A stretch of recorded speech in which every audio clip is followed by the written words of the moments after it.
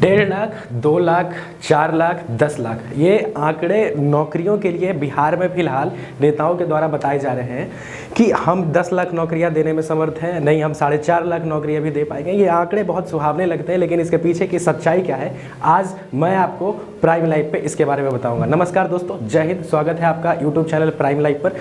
अभी CMIE यानी कि centre for monitoring Indian economy, ये भारतीय अर्थव्यवस्था को मॉनिटर करने वाली एक एजेंसी है और इसका आंकड़ा ये कहता है कि हमारे भारत देश में जो बेरोजगारी का आंकड़ा है वो 7% से 8% के बीच में, यानी कि जो एवरेज इंडियन इकोनॉमी के हिसाब से जो अनएम्प्लॉयमेंट रेट है वो तकरीबन 8% के आसपास है। मगर आप बिहार के अनएम्प्लॉयमेंट रेट की अगर बात करेंगे तो वो तकरीबन 18.8% जा चुका है जुलाई के महीने में। 14% से सीधे 19% के तकरीबन बेरोजगारी का ये दर जाना, ये काफ़ी चिंताजनक बात है। अभी बिहार में आपको पता है कि अभी बिहार में सत्ता परिवर्तन हुआ है और अब बिहार में नौकरियां देने की बात बहुत चरम सीमा पे है। इसकी बात बहुत तेज़ी से की जा रही है। सरकार ये कोशिश कर रही है कि लगातार सरकारी नौकरियों में वो ज़्यादा से ज़्यादा वैकेंसीज को निकालें। आज मैं आपको बताऊंगा कि इस साल आपको कितने रोजगार देखने को मिलेंगे। तकरीबन सरकार के द्वारा ये कहा जा रहा है कि 1.5 लाख जॉब इस साल आपको देखने को मिलेंगे, 1.5 लाख वैकेंसी इस साल आएगी। लेकिन इसके पीछे की हकीकत क्या है वो भी ज़रा आप सुन लीजिए। BPSC, BTSC यानी बिहार टेक्निकल सर्विस कमीशन और फिर आपका बिहार SSC, इन सभी के तरफ से आपको अलग अलग वैकेंसीज देखने को मिलेंगे। सबसे पहले हम बात करते हैं टीचर का। तो टीचर में प्राइमरी टीचर के तकरीबन 1 लाख वैकेंसीज आने वाले, लेकिन क्या पूरे 1 लाख वैकेंसीज पर रिक्रूटमेंट होगा ये कहना बहुत मुश्किल है, क्योंकि पिछले बार प्राइमरी टीचर के तकरीबन 90,000 वैकेंसीज आई थी और उसमें टोटल 42 से 43,000 वैकेंसी ही फुलफिल किया गया और बाकी सारे पद खाली रह गए। ऐसा क्यों होता है? Because of reservation.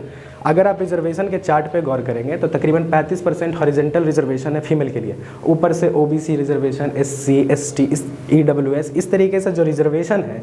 और रिजर्वेशन के बदौलत ऐसा होता है कि फीमेल का सीट्स खाली रह जाएगा, SC, ST कैंडिडेट्स का सीट खाली रह जाता है और इससे जनरल के बच्चों को और OBC के कैंडिडेट्स को काफ़ी दिक्कत का सामना करना पड़ता है। इनफैक्ट जो मेरिटोरियस कैंडिडेट हैं उनको सीट मिल नहीं पाती और बहुत सारे female candidates, SC, ST candidates का सीट जो है खाली रह जाता है। सरकार को इस पर सोचना चाहिए। अगर वो सच में इस वैकेंसी को फुलफिल करना चाहती है तो एक तरीके से वेटिंग लिस्ट बनाना चाहिए जिसमें फिर UR के बच्चों को, OBC के कैंडिडेट्स को वो वहाँ पे स्थान दे सकें। ऐसे भी हमें पता है कि बिहार के प्राइमरी स्कूल्स में, मिडिल स्कूल्स में, हाई स्कूल्स में टीचर का काफ़ी ज़्यादा कमी है और एक तरीके से हमारे यहाँ एजुकेशन का जो सिस्टम है वो भी काफ़ी खस्ता हाल है। मतलब उसका अभी पूरा एक तरीके से रद्दी हालत में पूरा बिहार का एजुकेशन सिस्टम चल रहा है। इस पर ध्यान देने की ज़रूरत सरकार को बहुत तेज़ी से ध्यान देना पड़ेगा।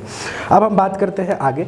BPSC के द्वारा सबसे पहले 40,506 हेड टीचर का रिक्रूटमेंट आ चुका है। इसके लिए फॉर्म भी फिलअप किए जा चुके हैं और लेकिन अगर आप गौर करेंगे इसके नियम और शर्तों पे तो जिस तरीके से 10 साल 12 साल का एक्सपीरियंस इसमें खोजा जा रहा है, जो ऑलरेडी टीचर हैं सरकारी स्कूल में या प्राइवेट स्कूल में, जो मान्यता प्राप्त अफिलिएटेड प्राइवेट स्कूल्स हैं जिसमें 10 साल से ज़्यादा का एक्सपीरियंस जिन टीचर को है, केवल वही इसके लिए अप्लाई कर सकते हैं। तो नियम और शर्तों के हिसाब से मुझे नहीं लगता है कि टोटल 40,000 वैकेंसी पे बच्चे को, जो कैंडिडेट्स हैं, जेन्युइन कैंडिडेट्स हैं, उनको सेलेक्ट किया जाएगा।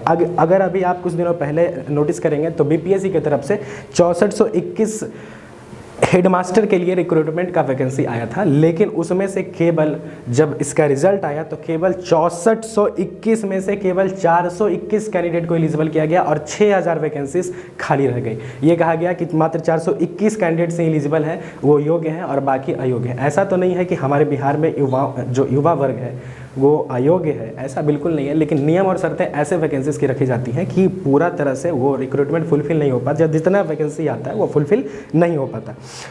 अभी कुछ दिनों बाद प्राइमरी टीचर का फिर से 1 लाख वैकेंसी आने वाला है। पहले भी 90,000 आया था जिसमें मात्र 40,000 को ही फुलफिल किया गया और 50,000 वैकेंसी तकरीबन खाली रह गई। उसको भी ऐड करके फिर से ये 1 लाख वैकेंसीज को निकालने वाले हैं, जिसमें प्राइमरी टीचर का 1 लाख और फिर हाई स्कूल और मिडिल स्कूल में मिला के तकरीबन 80,000 के आसपास वैकेंसीज आएंगी।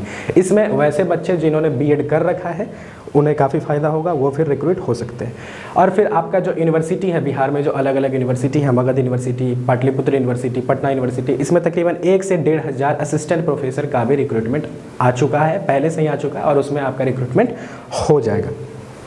फिर अगर हम बिहार के पुलिस डिपार्टमेंट की बात करें तो कांस्टेबल का तकरीबन 10,000 वैकेंसी आने वाला है और फिर सब इंस्पेक्टर यानी कि आपका जिसको आप दरोगा कहते हो और सब इंस्पेक्टर और सर्जेंट मिलाकर तकरीबन 2500 वैकेंसी आने वाली है। ठीक, फिर अगर हम एग्रीकल्चर डिपार्टमेंट की बात करें तो एग्रीकल्चर डिपार्टमेंट में भी आपको नई वैकेंसीज देखने को मिलेंगी। तकरीबन 856 ब्लॉक लेवल पे एग्रीकल्चरल ऑफिसर का रिक्रूटमेंट होना है, 354 असिस्टेंट का रिक्रूटमेंट होना है और 109 एरिया असिस्टेंट का रिक्रूटमेंट होना है। कुछ अकाउंट्स देखने के लिए भी अलग से रिक्रूटमेंट आएगा, कुछ डाटा एंट्री ऑपरेटर्स का भी रिक्रूटमेंट आपको देखने को मिलेगा। लैंड एंड रेवेन्यू डिपार्टमेंट की अगर बात की जाए तो तकरीबन 2000 अमीन का वैकेंसीज ऑलरेडी आ चुका है, वहाँ भी आपका रिक्रूटमेंट कंप्लीट कर दिया जाएगा। फॉरेस्ट डिपार्टमेंट की अगर हम बात करें, वन जिसे आप वन विभाग कहते हो, उसमें भी 291 पोस्ट खाली हैं, उसके लिए भी रिक्रूटमेंट आपको जल्द देखने को मिलेगा। फिर अगर आप पर्यटन विभाग की बात करेंगे तो पर्यटन विभाग पे अब जोर देने की जो बहुत ज़रूरत है, क्योंकि जब तक आपका पर्यटन स्ट्रांग नहीं होगा तब तक जो पर्यटक है वो अट्रैक्ट होंगे नहीं बिहार की ओर। अगर आप बिहार के पर्यटन की बात करेंगे तो जितने भी टूरिस्ट प्लेसेस हैं उनका हालत पहले के मुकाबले काफ़ी ज़्यादा बद से बदतर होते जा रहा है। इसमें नई रिक्रूटमेंट आपको देखने को मिलेगी। इको टूरिज़्म को प्रमोट किया जाएगा। तकरीबन 224 वैकेंसीज आपको टूरिज़्म डिपार्टमेंट में देखने को मिल सकता है। अगर आप हेल्थ सेक्टर की बात करो तो हेल्थ सेक्टर में नर्स का बहाली होना है, लैब असिस्टेंट्स का बहाली होना है, टेक्नीशियंस का बहाली होना है और तकरीबन 20 से 25 हज़ार वैकेंसीज आपको हेल्थ डिपार्टमेंट में स्ट्रेट देखने को मिल जाएंगी। लेकिन इसमें मैक्सिमम वैकेंसीज जो होगा वो एएनएम का होगा और जो भी कैंडिडेट्स एएनएम के लिए सेलेक्टेड होते हैं इनिशियली उनका पेमेंट स्ट्रक्चर काफ़ी कम होता है। ठीक, हमारे बिहार में 149 आईटीआई कॉलेजेस हैं, उनमें 2600 इंस्ट्रक्टर का बहाली भी होना है।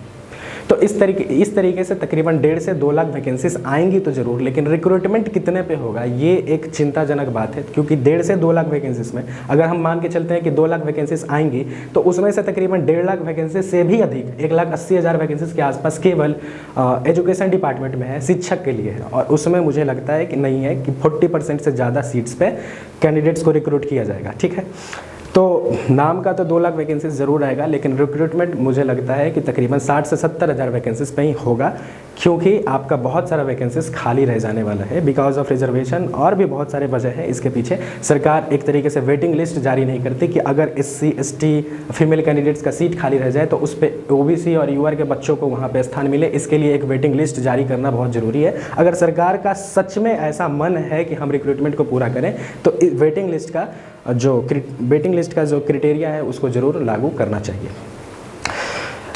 तो मैंने आपको यहाँ पे बताया कि तकरीबन 1.5 से 2 लाख वैकेंसीज आएंगी और ये बिल्कुल देखने वाली बात होगी कि कितने पे रिक्रूटमेंट पूरा होता है। अगर आप इनमें से किसी भी पोस्ट के लिए एलिजिबल हैं तो आप अपनी तैयारी को मजबूत करें, भरपूर कोशिश करें। अगर आप बिहार के बच्चे हैं तो अगर आप भरपूर कोशिश करें कि आप इनमें से किसी एक सीट को ज़रूर हासिल करें और जो अनएम्प्लॉयमेंट है इसको रिड्यूस करने में हेल्प करें। मिलते हैं आपसे बहुत जल्द। जय हिंद, जय भारत।